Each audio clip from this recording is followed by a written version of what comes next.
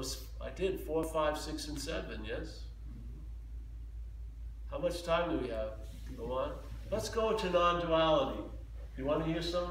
Good idea. Yeah? All right. Well then, let's see, if you go, AA will take you there. Because if you see that there is no long-lasting, independent, separate entity, yes? That there is no thing, there's no single independent thing, that's non-duality. So AA may end there, but when you end there, it was before AA. Because the fact there's never been a self, yes? So non-duality is just a simple idea that has really, you know, AA to me is a way of life, yeah? But I'll tell you, and it's a way of life that expresses illumination, but the illuminating quality is non-duality, yes? Non-duality is the absolute, it's like every particle of the sky that can't get affected by anything that appears in it.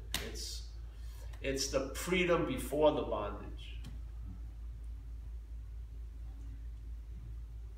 It's that which is seeing, hearing, feeling, tasting, and touching. It's that which is our commonality, that we all are that. If you look at everyone's basis of life, it's conscious contact. Seeing, hearing, feeling, tasting, touching, yes? That's the basis of life. The seeing, hearing, feeling, tasting, touching is consciousness or spirit in contact. That's what we are. We are the consciousness or spirit in contact. The mental state arises after the contact and says it's the one that's in contact.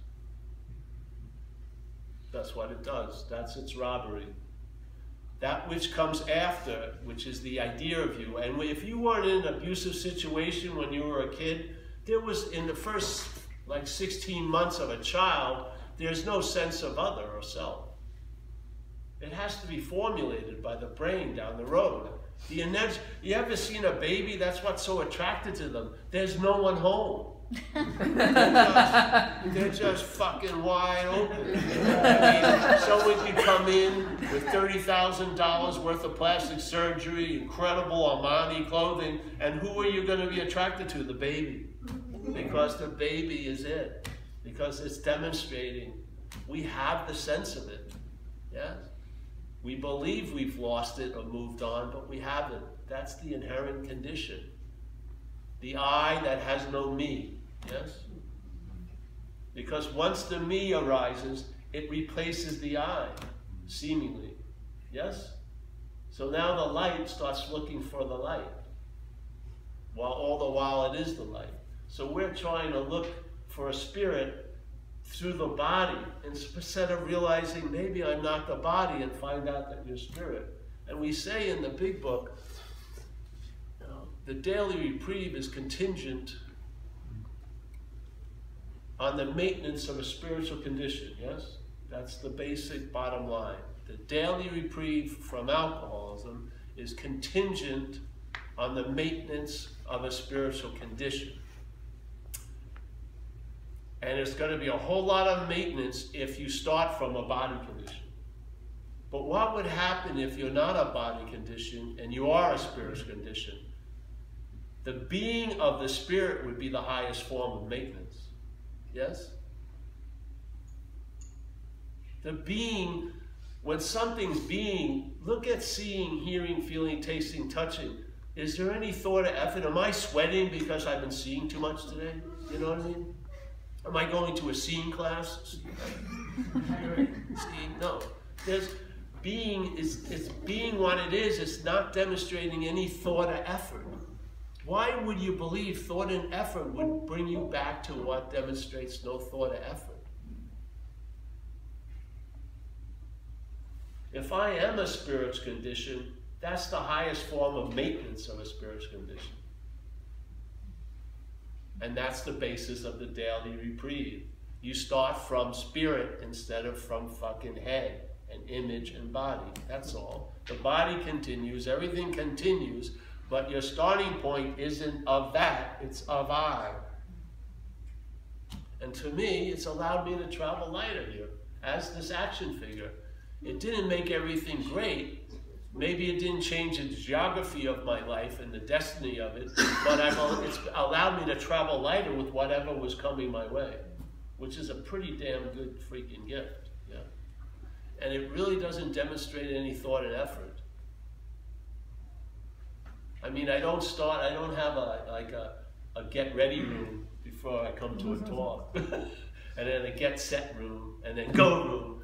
I just walk in here, and it doesn't matter. I have complete faith that something will move through, yes? Because it has and it does. And you can't pin this message on me. It's never been me that's been giving it. That thing has been giving it through this. This isn't doing anything. That's why I can keep showing up. I've been to more Paul Hedderman meetings than anyone here. I've never missed a Paul Hedderman meeting because I've never really attended one. I just show up just like I did when I was doing the 4th step in AA 30-something years ago. It didn't, because it was a mind-boggling. I did it for so many Monday nights, 16 years of Monday nights. That's 52 by 16. It's quite a lot of Monday nights, yeah? And I was in so many different conditions and circumstances in some of those Monday nights. And it was at 8:15 Monday night at Dry Dock, San Francisco.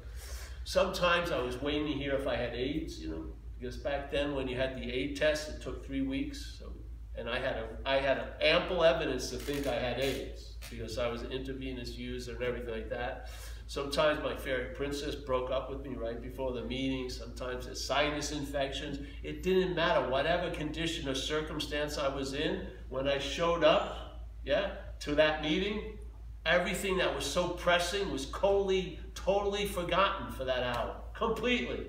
And after a while I said, how could it be real if it could disappear so fast? Yes? So I read something, so much was revealed there. And I would just be a hose and the water would come through. And I'm a real believer. I don't believe you have to have it to give it away. I believe if you're willing to give it away, you'll have it. To tell you the truth. That's my experience. If you're willing to give it away, you'll have it.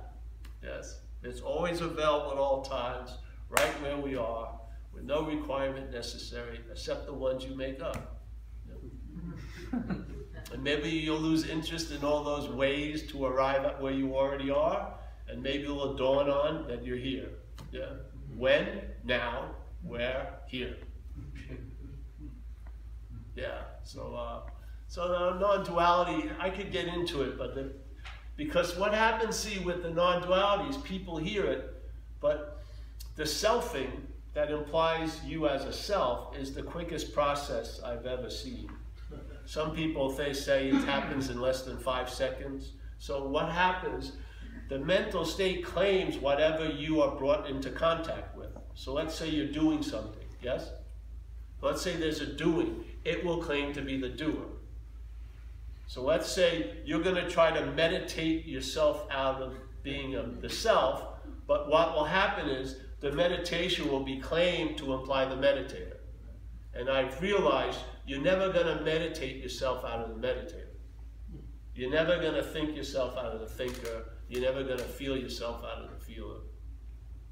So I don't believe in this world there's a process quicker than selfing. I just don't. So it's like a gunslinger. You bring up the quickest, most extreme, radical process, it's going to claim to be the one doing the process. Pretty fucking fast. I mean, I've seen it. So there's nothing that's going to outgun it except timelessness, which is our inherent condition. Because in timelessness, the gun is always out. It's prior to the selfing. The light that you are is prior to the selfing. Everything else comes after the selfing. Everything in time is after the process of being the claimer and the doer of it. Everything. But what we are is prior to it. You can see what you're not. You can see the activity of what you're not. You can see it. And hopefully in seeing it, the emphasis will leave what you're not and will land in what you are. And now the game that was rigged will be rigged in another way. Yes. You won't be trying to get into the moment. You realize you can't be out of it. You won't be trying to get out of self. You realize you can never be in it. It's that simple. Instead of looking for what you are from what you're not, you'll be seeing what you are not from what you are. Beautiful, huh? Just like that. This is hopefully what happens at these talks. You'll get a rotation. Maybe it won't seemingly stick, but one at a time, yeah? And then all it takes is a little bit of a hit from the seeing, and a lot will be revealed about what's being seen, yes? And it's not you. There's a great, before we go to questions, there's a great master, Zen master. There was Zen, there's two kinds of Zen, right? There's Zen that was initially in China, and then it got moved to Japan and became like samurai, fucking Zen, yeah? So in the Chinese Zen was quite a little casual and chilled out, yes? And so this one great master, Huang Po, said, whatever can be perceived cannot be perceiving. So you can see me, yes? Yes? This isn't perceiving. I see that, that isn't perceiving, yes? So we're basically, as a body, we're all off the game board. It's that which is no thing that's seen, yes? Yes, and it says, you cannot use the Buddha to seek the Buddha. It's beautiful, really. You cannot use light to seek light. You cannot use mind, big mind, not the mental processes. You can't use mind to seek mind, yeah? Now, if this man was a great master, would he say that to Bill, Jim, or Sue? No, he was talking to AKA Bill as the Buddha. He was saying, Buddha, you can't use yourself to find yourself. This is the whole point. Learn about what you're not, and you'll find out what you are, instead of trying to learn about what you are and reinforce what you're not. You are the Buddha, looking for the Buddha. You're using light to look for light.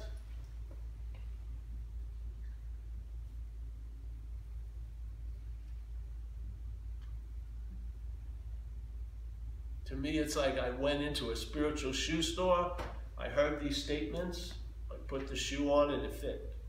It totally invalidated most of my behavior since 6 years old. I've been trying to get it out of self as self since I was 6.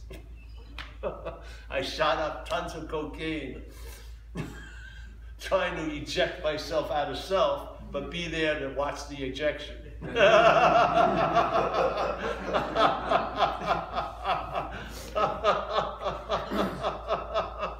I gave it the best shot and didn't want it to work.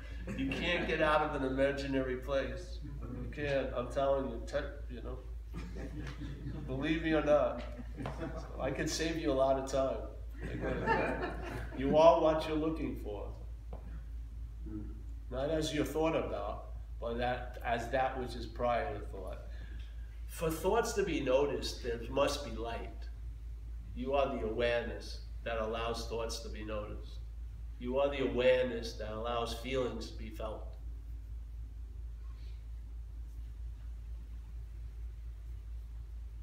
You're not a thing that's aware, you're aware of things.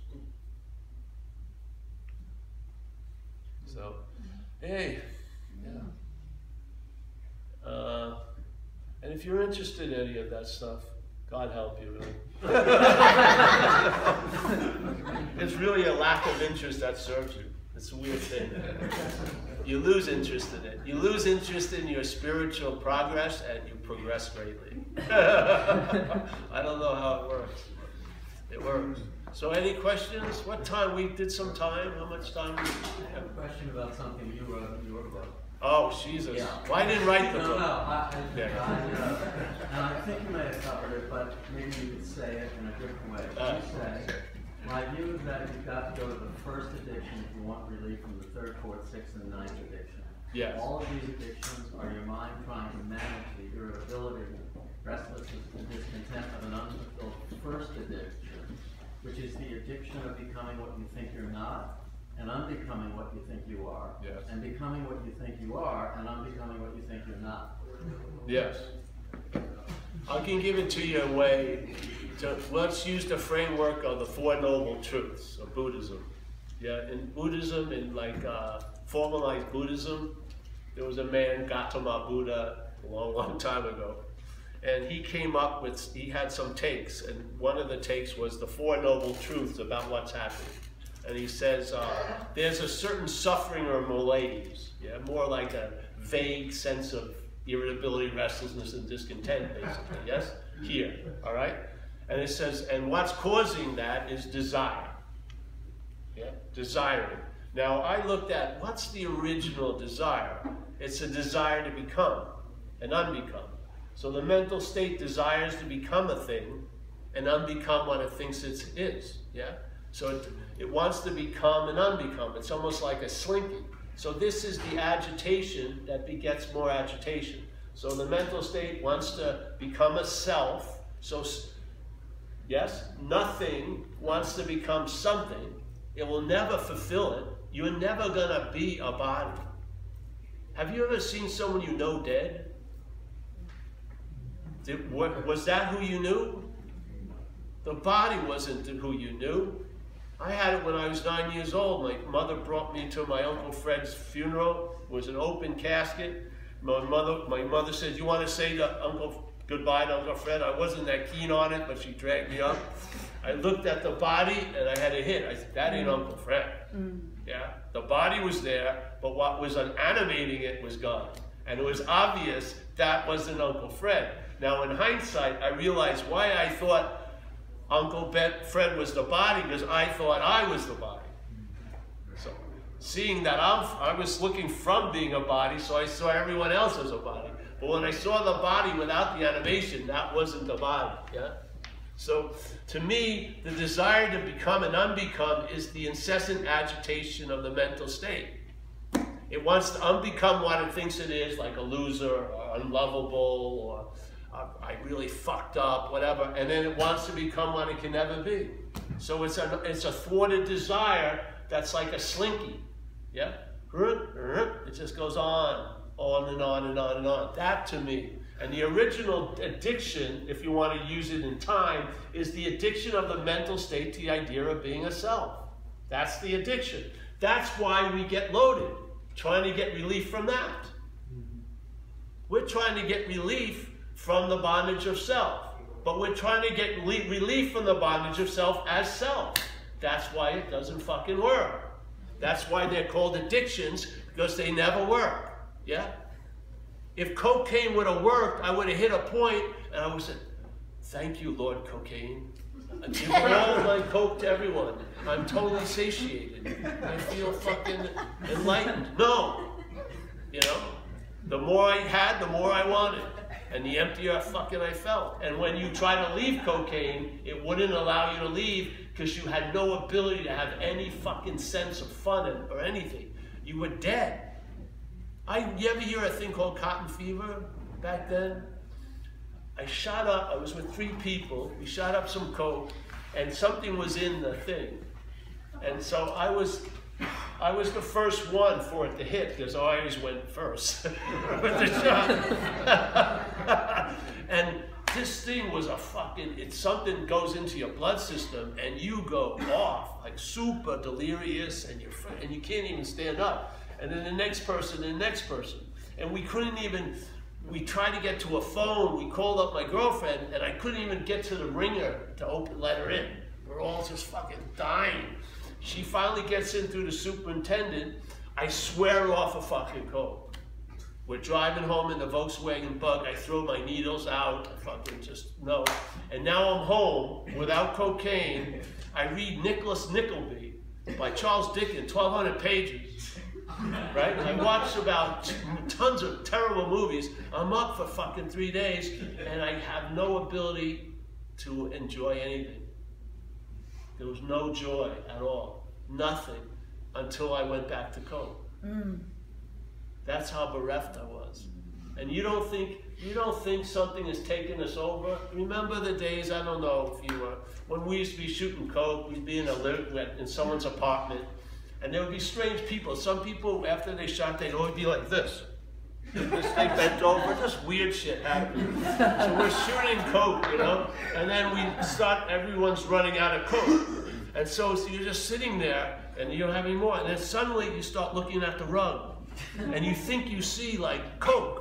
So you get down, and you start looking through the rug. Then the next person sees you, and they get down. And you're like, no, stay over there.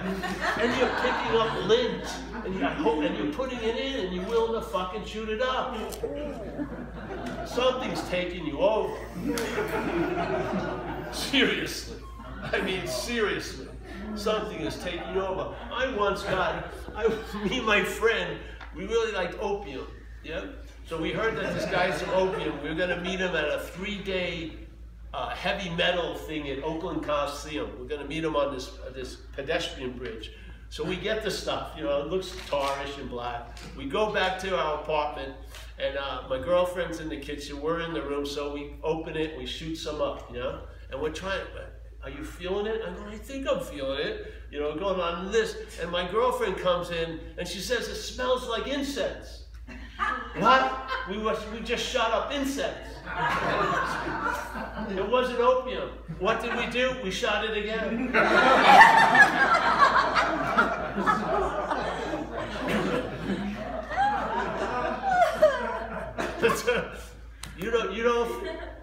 You would never have been able to go as far as you've been taken. That fucking thing will take you farther than you can ever fucking imagine. And then it'll dump you. You'll be in prison by yourself. You'll be in the hospital by yourself. Yeah, I know, man. I've been under its takeover. It's driven me a long, long time. And you know, like I said yesterday, people like these 10-day spiritual retreats. I was on 10-day cocaine retreats. Man, this fucking shit. If you don't die, you learn a lot in those. If you look at drug addiction, especially cocaine, most of the time it isn't fucking fun. You're just getting the rush, basically, and then it's cost. You're suffering and terribly. But the drive to get that rush, you're apt to do almost anything. That's not of us, that's of the parasite. So, I think that's that, eh? Yeah?